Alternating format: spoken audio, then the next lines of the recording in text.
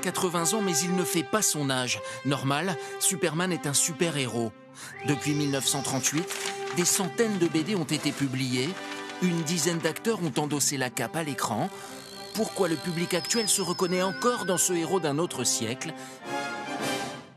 Superman apparaît en 1938, au moment où les grandes métropoles américaines connaissent un essor fulgurant, accompagné d'une corruption et d'une criminalité croissante. Le super-héros, redresseur de tort, c'est alors la bonne conscience des lecteurs face au travers du monde. En 2018, la dureté et la déshumanisation des mégalopoles sont d'actualité. Les combats de Superman gardent un écho.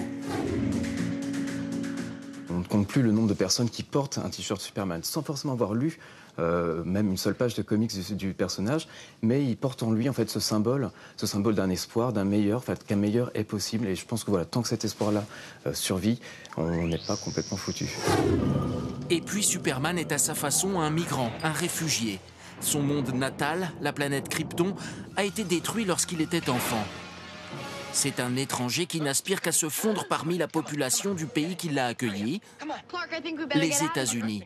Encore un thème de notre temps. Enfin, le pire ennemi du héros, c'est Lex Luthor, un génie milliardaire mégalomane qui cache de sombres projets.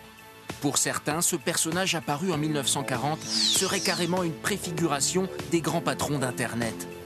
Bref, du haut de ses 80 ans, Superman nous raconte la société d'aujourd'hui.